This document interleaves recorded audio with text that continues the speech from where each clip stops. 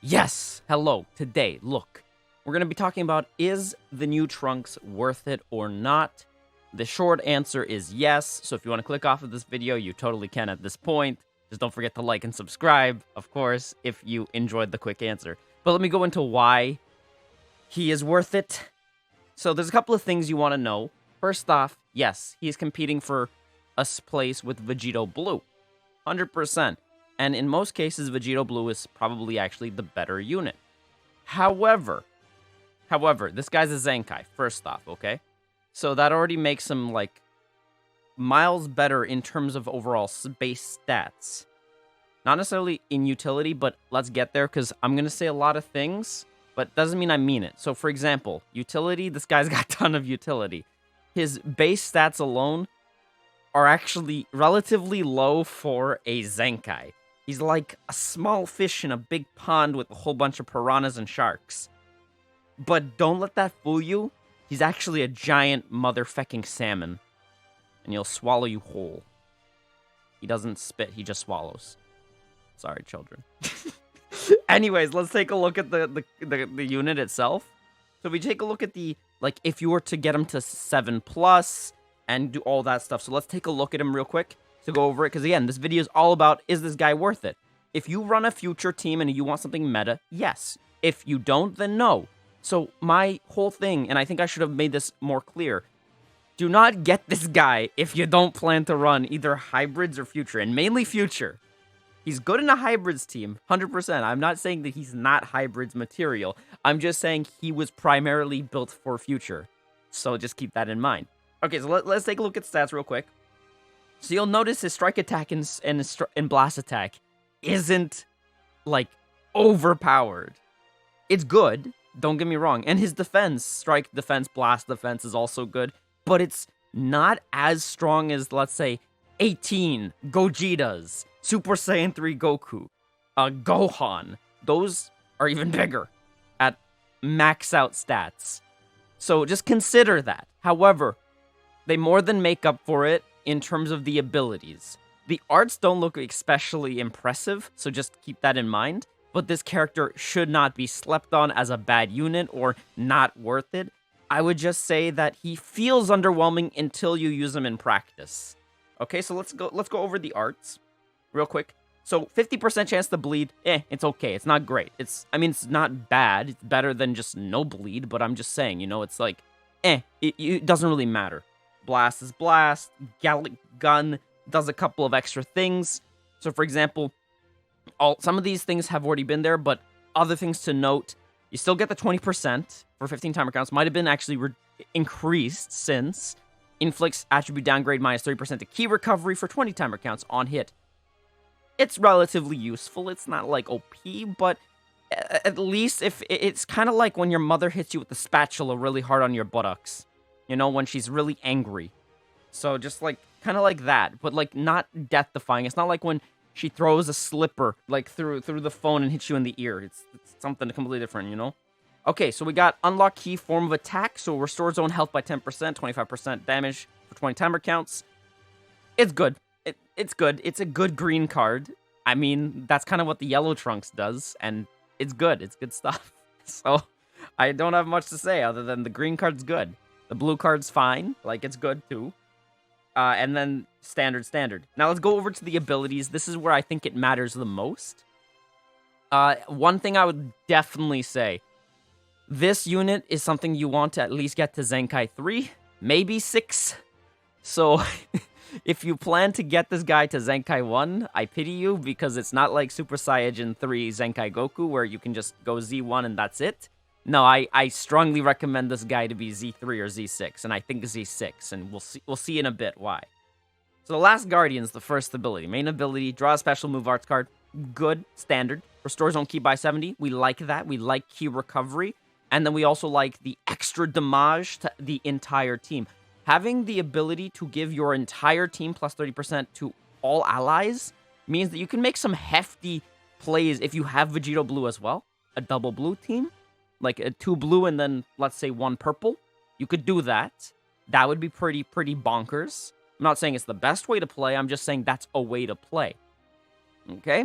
And this is very reminiscent to the OG team of this with Mai and the yellow Gohan. The one that was not an LF, but was good and is okay to this day. He's aged very badly in terms of damage, but he's done very well as a crisis, like a dead unit, to turn your other units into crisis units. So looking back at this guy wants to pay homage to that, but with a new team and a new characters. And that makes this team, like, if we get more characters like this in future could honestly become one of the most terrifying teams in the meta. Hands down. Hands down. I hated Future when it first came out only because I couldn't play it and I wanted to play it, but you know. But anyways, 25 timer counts must elapse, so that's the only problem. It takes a while for this to kick in. So next up we got the Z ability. It's okay. It's not the best.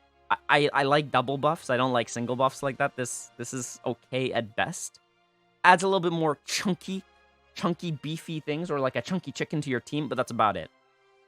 Then we have for Blue and Future, so again, Vegito Blue gets some buffs, but also the other Trunks that's a Future gets a buff from this. So that's pretty cool. That's pretty cool.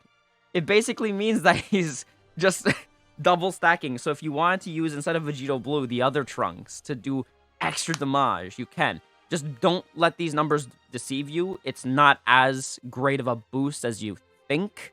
It's still a big boost, but the percentage-wise is much lower. I could go into the mathematics. I'm not going to go into it here. I wanted to get through this so we can finish off the explanation and then just, wrap it up. All right, Guardian's Resolve. So this is something that's been buffed up along with, it being already there. So 50% damage to blast damage.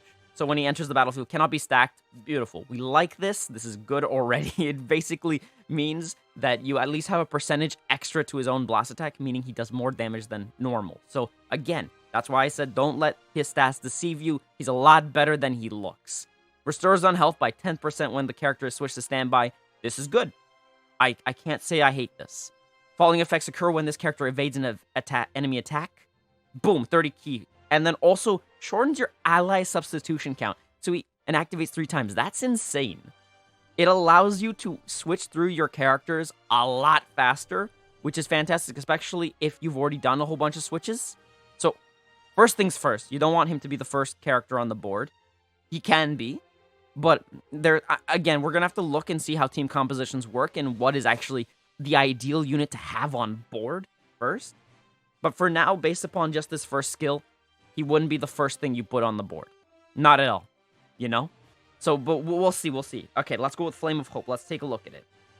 So 30% to own key recovery per defeated battle member when he enters the battlefield. That's pretty good considering the fact that it makes him an okay crisis unit. Not a great one, not by any means, but at least he ends up becoming like the yellow Piccolo, where when he's alone, when he's low health, he can really kick it up a notch and keep the combos going instead of dropping it after like 4 card arts, So that's pretty good. Okay, and then additional plus 25% damage to inflicted defeated tag, which is Future, Hybrid Saiyan, or Vegeta family battle member, cannot be canceled. So if any of your units on the team was part of one of these tags, he legit can go up to a max of 75% extra damage. That makes his Crisis kit a little bit better, right? So this is good. So I'm not saying he's the best Crisis unit in the world. He's definitely not. But he ends up being a much better Crisis unit than what you would expect out of a Zenkai that's supposed to just support the team. All right, chance for retaliation. So after enemy is over, attack is over, you get Arts card speed draw +1, and then cancel attribute downgrades in abnormal conditions, which will activate 3 times only. But the other thing, it's each time it happens. So that's nice. Problem is, the fact that it only lasts 15 timer counts and requires after an enemy attack is over, and it has to be on him, makes it not very good in terms of the Flame of Hope, where it's kind of like his Crisis kit. So if there's one thing that I don't really like, it's this. It's not bad by any mean, but it's kind of like bringing a knife to a gunfight, especially after you've took a couple of shots in the chest. You're just like, on guard, but I am bleeding. So it's like one of those things. It's not bad. Don't get me wrong. It's still relevant. It's just not relevant if you're the last unit there. Okay? is definitely not as relevant. And if it is, then your opponent must either be A, running out of steam, or B, alternatively, this is the other option you can do. You've just done a cover change with one unit to this guy, had the attack finish, and then go right into it. That would make this thing better, but this is really bad in terms of synergy to Flame of Hope. So synergy-wise, Flame of Hope does not synergize well with Chance for Retaliation. It's possible, just not great.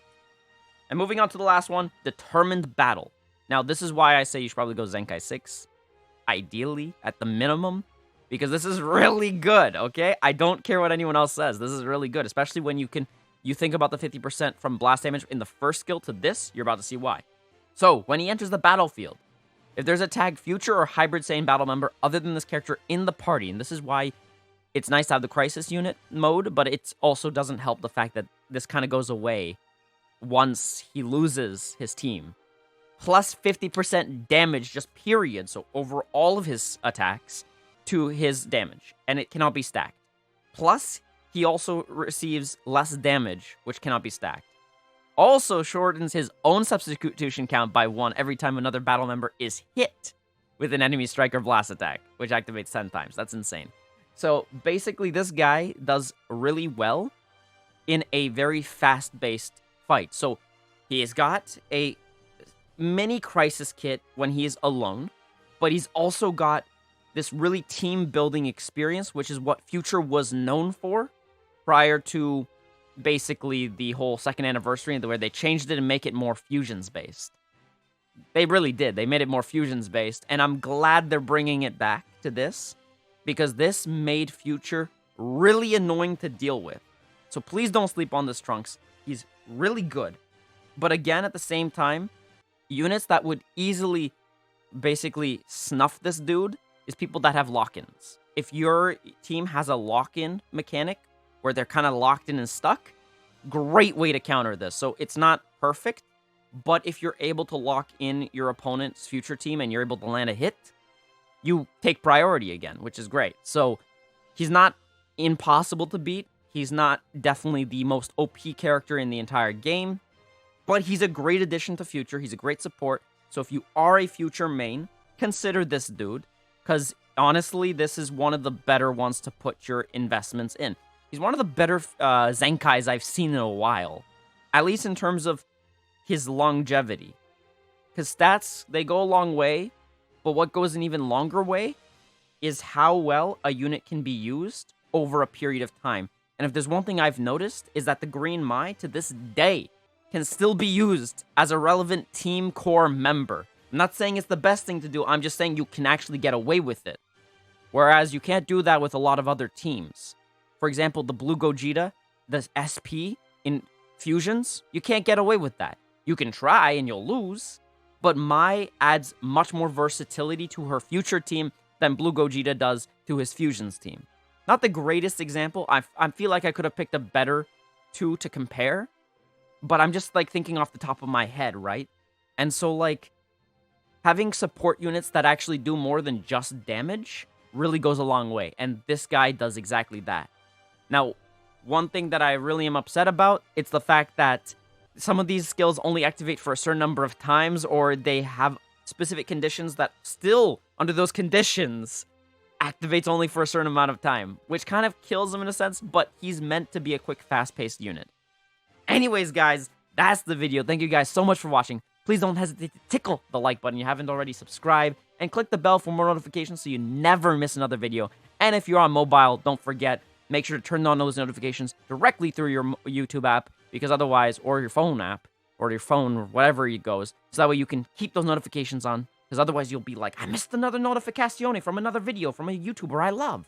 But anyways, with that being said, have a salty day, and I will see you in the next video. Mana mana, bum dum bum, bum dum bum, blam blam,